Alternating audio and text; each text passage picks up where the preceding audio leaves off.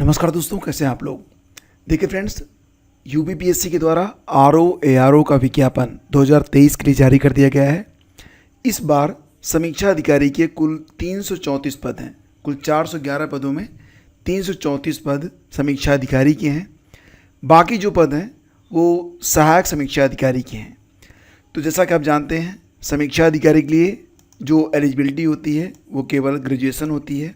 लेकिन अगर आप सहायक समीक्षा अधिकारी बनना चाहते हैं तो इसके लिए जो एलिजिबिलिटी है आप यहाँ पर देख सकते हैं कि स्नातक होना चाहिए। साथ ही साथ आपसे ओ लेवल मांगा जाता है। हिंदी में न्यूनतम 25 शब्द प्रति मिनट की टाइपिंग भी आपको आनी चाहिए। ये टाइपिंग कृतिदेव 10 फॉन्ट पर होती है। अंग्रेजी टाइपिंग आती है तो इसका भी फ़ायदा आपको मिलेगा। यहाँ पर बात करेंगे कि डोएक सोसाइटी द्वारा प्रदत्त ओ लेवल प्रमाण पत्र अथवा इसके समकक्ष अर्हता। बहुत सारे लोग जानना चाहते हैं कि समकक्ष अर्हता कौन कौन सी होती है।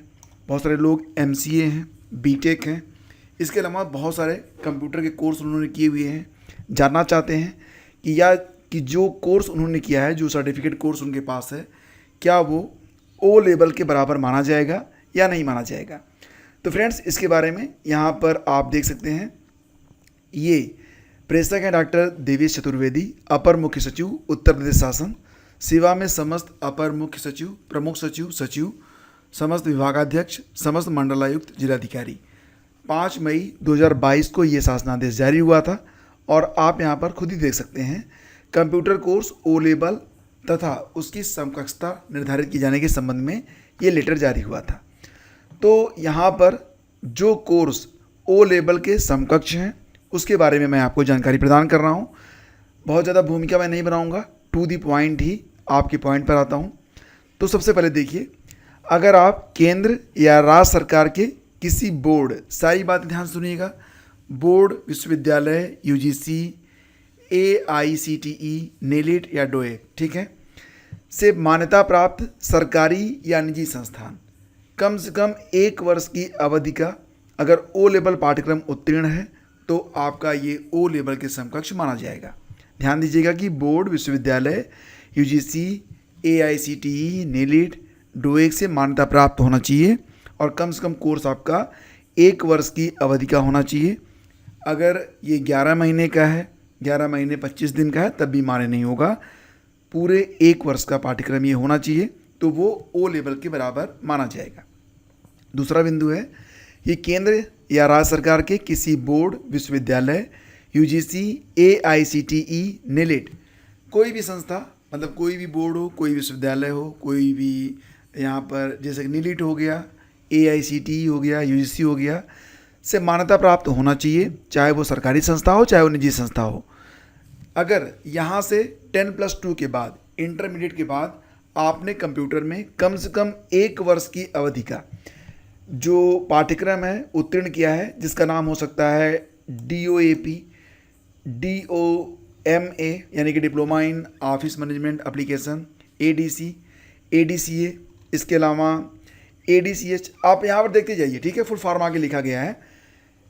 ADCP, DCA, DCFA, DCS, DCTT, DIP, DISA, DISM, DIT, DST, DTP, MDCA, MDCISM, MDIT, MOMSP, CI and SN, ADCST, ठीक है। तो ये सारे चीज़ें यहाँ पर लिखी गई हैं। अगर इसमें से कोई भी डिप्लोमा आपने किया हुआ है जिसका ड्यूरेशन कम से कम 1 साल है, ठीक है, मतलब कि इंटरमीडिएट के बाद आपने इनमें से कोई भी डिप्लोमा किया है जिसका जो ड्यूरेशन है कम से कम 1 साल है, तो वो ओ लेवल के समकक्ष होगा।